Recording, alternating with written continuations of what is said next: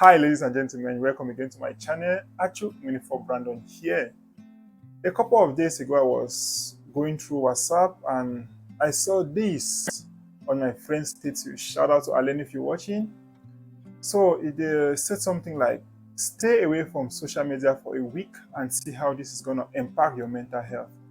So I decided to, let me share the 5 ways I used to stay away from the addiction of social media. So hang on to the end of the video and learn something from it. And if you're still watching up to this point and if you have not liked, if you have not subscribed, kindly go ahead, like and subscribe because that's going to really help me go a long way with my channel. Social media, as we know, was a thing created for fun where we could interconnect with each other, meet new people, share our stories, share pictures, share videos and have fun. But sometimes we get so addicted to social media and we often find ourselves spending a lot of time on the time we're supposed to use to do some productive things. We just spend it on social media due to the unlimited content of fun we have on social media. So I was one of those people. I used to spend a lot of time on social media, but thank God I managed to get off that addiction. So today I'm going to be sharing with you the 5 ways I used personally to get out of the addiction of social media. So coming at number 5, it's not something that I really did to stay out of social media, but it's something that I did to stay more on social media, but without feeling like I'm wasting my time. So what I did was I optimized my social media pages because all the social media apps, Facebook, Google, TikTok, YouTube, they have an information of the things we search. The use for having this information is not because they want to be spying on us or something, but because they want to be able to make sure the ads on their platform work so well. So clients can be able to target their niche based on their searches. That's why sometimes if you go on Google, maybe you want to buy a laptop and you go on Google, you type the price of a laptop, maybe HP, and a couple of hours later you realize on your Facebook page you see a lot of ads talking about HP Envy laptop and their prices. Similarly, depending on the thing you spend most of your time watching on any social media, Facebook, TikTok, the things you search, the kind of videos you watch, this app has been designed in a way that it will keep throwing you similar content based on the previous content you've searched and watched before. Because every social media platform, their goal is to keep their users on that platform for as long as possible. So they know if they keep giving similar contents to what you've been watching before, there's a possibility that you will spend as much time on that platform. With this level of programming on social media, it makes it so difficult for people to stay off social media because you keep saying this is the last video, but before you know it, another video pops up and it's something you're interested in. I used to do that a lot, but I just felt like I was tapping and scrolling my life away each time I'm doing that on social media. And with all the information I had at the time, I decided to change the content, to change the kind of things I watched.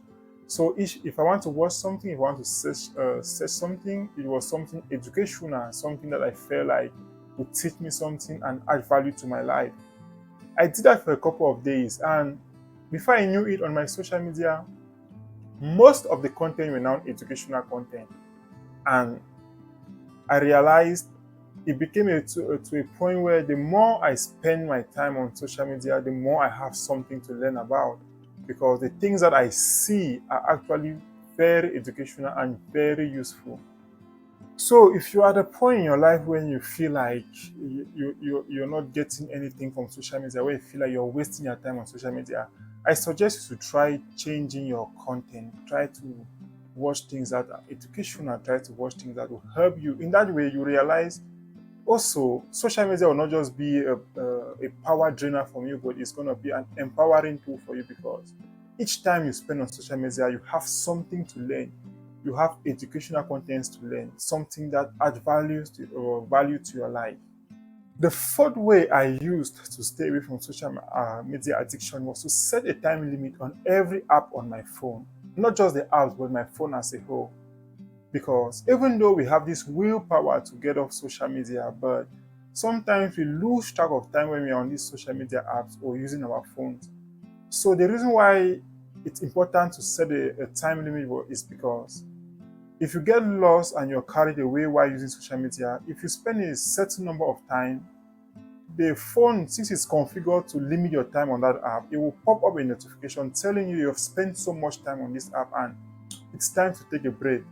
And automatically, the phone will log you out from that social media platform and you will not be able to get there again until a time you've set, maybe like 5 hours after or till the next day. So this really helped me a lot because at the point where I was struggling to get off social media, when these things happen and I'm logged out of social media, I kind of stayed 24 hours without using it, and gradually I became so used to. So if you're trying to stay out of social media addiction as well, you really want to do it, but you don't have that willpower to enforce it, I suggest you set a time limit on your phone. In that way, even if you're spending so much time, the phone will remind you, the phone will bring you back to consciousness, telling you this is what you're supposed to do. You're not supposed to spend this much time on this app. The third technique I used was to silence my notification and my phone as a whole, especially when I'm focusing or I'm trying to study something. Because I realized it became a point when it was like my ears, my brain, my hands are all wired to my phone, because when I hear the sound of my phone, my brain just sends a signal to my hand and my hand stretches directly to get the phone.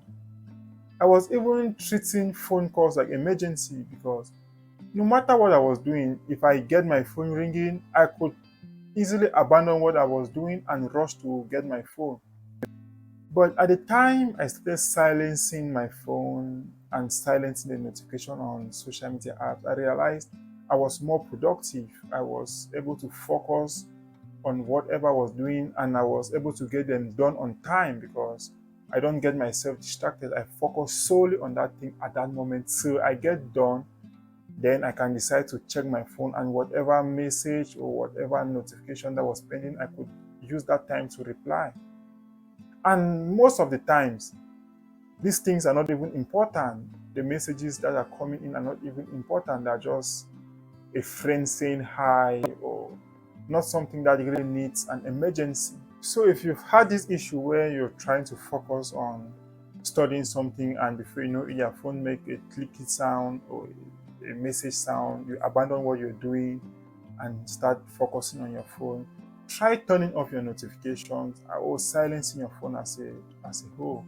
And believe me, it's really gonna help you get things done on time. The second technique I used to get out of social media addiction was to use an app called Forest.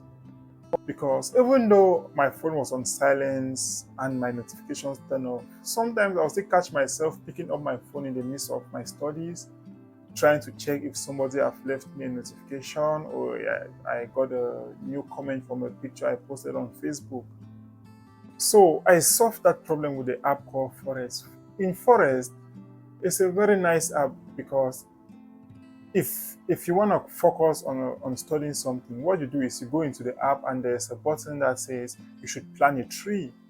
So once you plant the tree, the more you spend time studying, the more your tree grows up.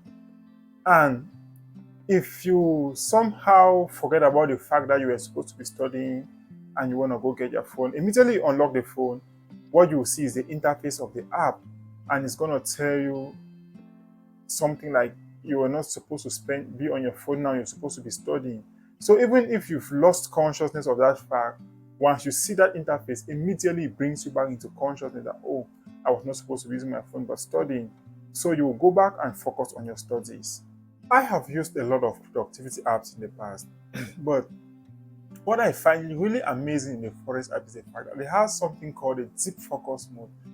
And if you really want to pay attention on something you're doing, and you don't want to be distracted by the use of your phone, even if you forgot about the fact that you're paying attention on something, once you're on this deep focus mode, you cannot maneuver over other apps. For instance, let's say you're studying and you forgot that you were studying and you just want to pick your phone to reply a quick message. When you pick your phone and unlock it, let's say for instance you get into WhatsApp, the app will not let you write a message in WhatsApp because it's going to redirect you back to the Forest app by popping up a notification with a redirection button asking, is WhatsApp interrupting your studies or is WhatsApp distracting you from your studies?